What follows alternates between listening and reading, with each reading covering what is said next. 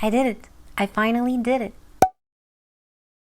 Hello fellow readers and readresses. June is over, we are done with June, and I am happy to report that for the first time in my life ever, I was able to complete a TBR that I set for myself. I had 10 books on my TBR for June and I was able to read every single one of these books, plus one more, I think. First, let's go through all the books that were on the TBR actually. My trusty crusty planner. We had 1984 by George Orwell for standalone, Project Hail Mary by Andy Weir for science fiction, Vampire Academy by Richelle Mead, which was a mission prompt to finish a DNF. Then we had Sorcery of Thorns by Margaret Rogerson for a book by a favorite author. Then The Last Olympian by Riordan for fantasy. Rebel's Creed by Daniel B. Greene, which was for the Adventure in LDA Reading Challenge, and the prompt was to read a book with a prologue. Then The Call of Cthulhu and Other Weird Stories by H.P. Lovecraft, which was for the Buzzword Reading Challenge, and the word for June was other. And then we had Echo Burning by Lee Child, which was a leftover from May, as well as Heir of Fire by Sarah J. Maas, also leftover from May. And the last one was The Second Sleep by Robert Harris,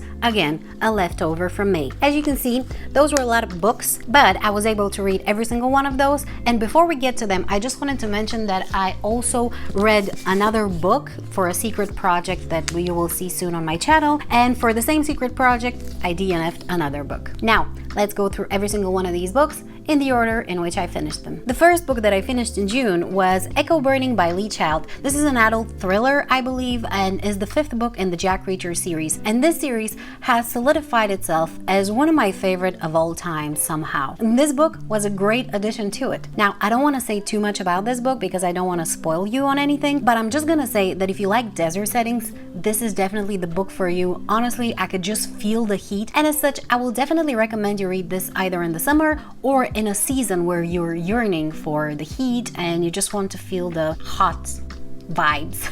I can't say much more than what I've already said about Lee Child and his writing. It's just so vivid and it makes you feel like you're there. He also seems to have extensive knowledge about every single thing that he's writing about, and I am so impressed by his ability to weave so much information into every single scene without it feeling too much or like exposition ever. I gave the book 4.5 stars and I took away half a star because I didn't really like how he portrayed the character of Carmen. I think she deserved a little bit better. Still, I had the best time reading this book and I can't wait to continue with the series. Then the second book I finished in June was Percy Jackson and the Last Olympian by Rick Riordan. This is a young adult fantasy and the 5th and last book in the Percy Jackson and the Olympian series. By the way, if you see a little bit of glare, I found these book covers that are self-adhesive to the book and preserve the outside of it very nicely, because when I was reading Echo Burning, I noticed that a little bit of the book cover is peeling from it and I really didn't like it, so I bought these to prevent this from happening to other books. So irrelevant. Anyway, this was a very nice ending to this series, if slightly anticlimactic. And don't get me wrong, I quite liked it, both where it started and where it ended, and all the plot twists that the author has managed to weave throughout the story. I just feel as though the power balance was a little bit vague and kind of inconsistent,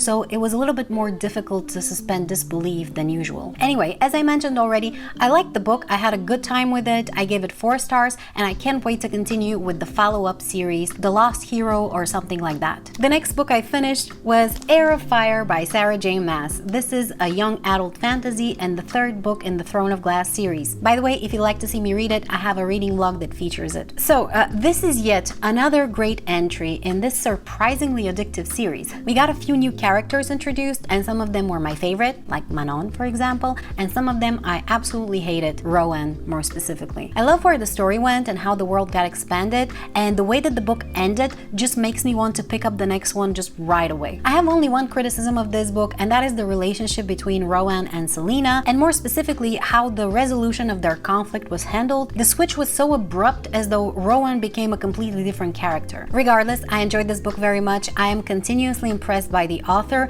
and I gave it 4.5 stars. Next, I finished 1984 by George Orwell. This is a standalone classic dystopian that everybody is familiar with and that gets referenced every other minute. And in the same reading vlog that I mentioned a little bit earlier, I featured this book as well, so you can see some of my thoughts on it there. Now, I can't say that I enjoyed this book, but not because it was bad. It was mostly because it was so disturbing and scared the living hell out of me. With that being said, I can honestly state that this is one of the best written books that I've ever picked up. This author, just what a mind, both philosophical and scientifically analytical, and I am really impressed by his logical creativity, the way he has managed to rein in his imagination to create things that under certain circumstances could potentially happen and could be believable, and to actually predict to an extent where we are nowadays. As I mentioned already, this book is referenced every other minute, and for a good reason. I know that it's cliche to bring it up all the time, but it has managed to paint such a vivid picture both of human nature and the nature of power and how it operates to maintain itself that I just have to tip my hat to this author, and I can completely understand why people continuously bring him up. In this book you will find knowledge, foresight, depth, and a lot of food for thought. I gave this book 5 stars, and I'm gonna finish this mini review with a quote from the book. Freedom is the freedom to say that 2 + 2 make 4. And I'll leave it to you to think on that. I am sweating my brains out. The next book I finished in June was Sorcery of Thorns by Margaret Rogerson. As I mentioned earlier, this book was for the prompt to read a book from a favorite author. And in my TBR video, I mentioned that from the 3 books that I own by the author, I've read 2 and loved them, and this was the last one that I owned and hadn't read at the time. And had I known what the book was actually about, I would have read it way earlier. Because let me tell you, this is a book about a girl that lives in a magical library, hangs out with talking books, and wields a sword. Take my money, please. Within 2 pages of this book, I already knew that I was gonna love it. We have a lovely, tall, finally tall female character. Mind you, I'm a very short person. I'm 5'3" in witchcraft measurements, 160 for the rest of the world. But even I get tired of the dainty little girl that's somehow stronger than all the other men trope. It was just so refreshing to finally see a tall, beautiful young woman in a young adult fantasy. We have an amazing atmosphere that I can only describe as cozy, industrial whimsy, and I will highly recommend to read this book in the autumn. I also very much like the supporting characters, though I would say that some of them at times appear like cliches a little bit. The plot was so exciting, things were happening at a very fast and nearly perfect pace, and I really liked the ending. Honestly, as far as young adult fantasy with a little bit of romance goes, this one is top shelf. I gave it 4.5 stars, and Margaret Rogerson really is becoming one of my absolute favorite authors. And speaking about great books, the next one I finished in June was Project Hail Mary by Andy Weir. Finally, I read this one. I've been talking about it for forever, and I enjoyed reading it so much. First of all, I went into this book fully blind, not knowing anything about it besides the fact that it was a sci-fi set in space, because, well, you can determine that from the cover only.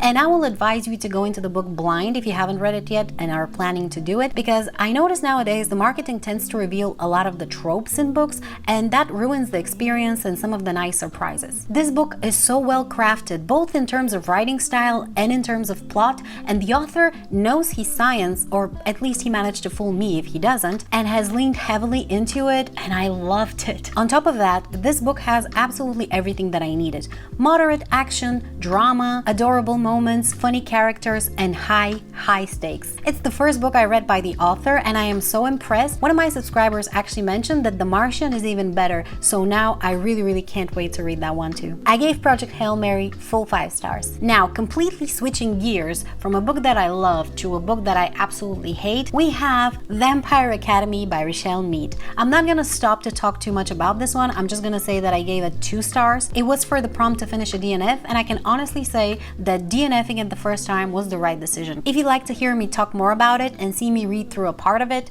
you can check out this video. What an arduous experience, really. The next book I finished was the last book I had left over from May, and that is The Second Sleep by Robert Harris. This is a standalone historical fiction with an asterisk. I'll talk about it in a bit, and I don't know what to say about it.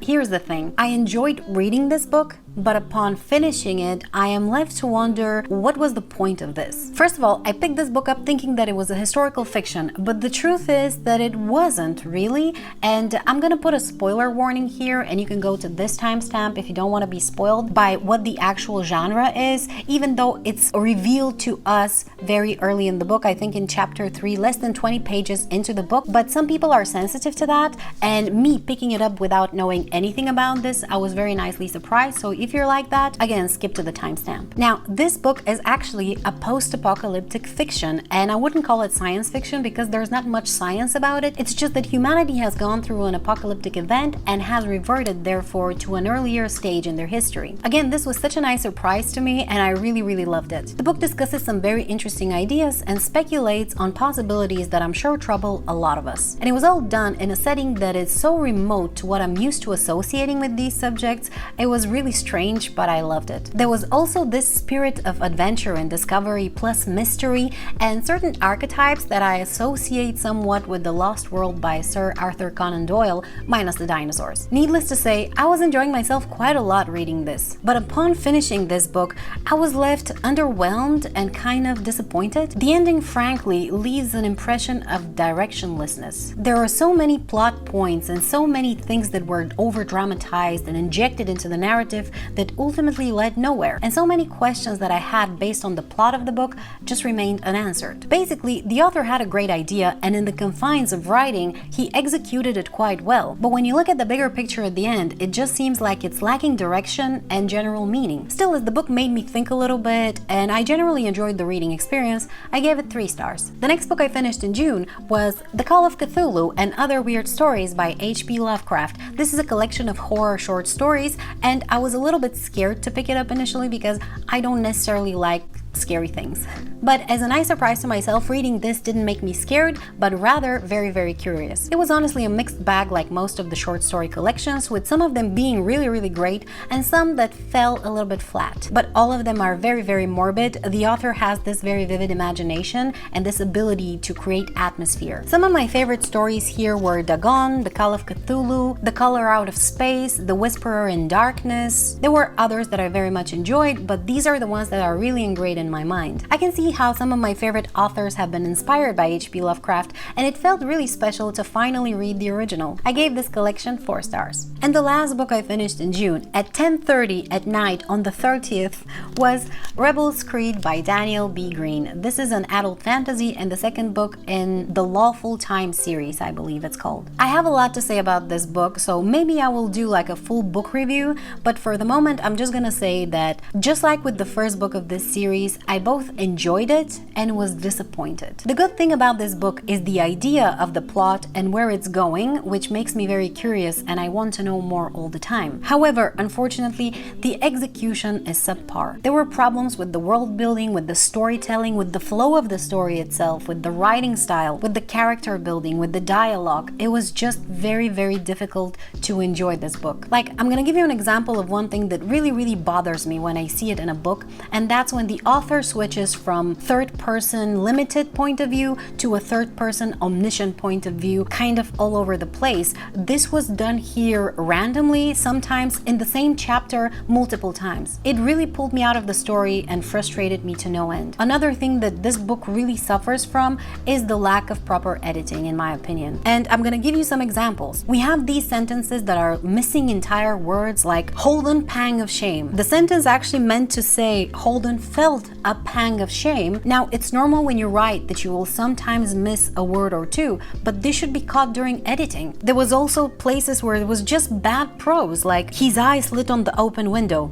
It was open. And again, it's normal to make those mistakes when you're writing. Nobody's perfect, but you should have a thorough editing process before you publish your book in order to avoid those things. And these are just 2 small examples. There were so many other things. There are, for example, 2 male characters, and he's talking about one of the characters, and then in the next sentence he says he, but he's referring to the other character. It's a mess. It's a mess. And again, I have a lot to say about this book, but I don't want to drone on forever, so if you're interested, leave me a comment and maybe I'll do a full video. But generally speaking, despite all of my criticism, I'm really curious to see where this story is gonna go, because I think it has the potential to be great. So I'm probably gonna read the next book in this series whenever it comes out, and I'm gonna hope for a much needed improvement in the writing of Daniel B. Greene. I gave the book below 3 stars. And those are all the books that I read in June. We basically have 11 books read, which amount to 4,411 pages. In terms of genres, we have 1 classic, 6 fantasies, 1 historical fiction, 1 horror/short stories,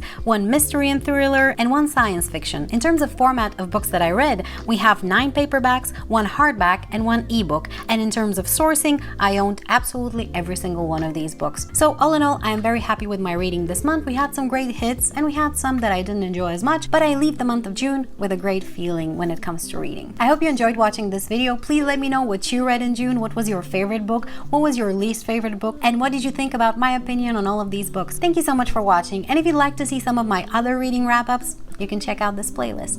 Bye!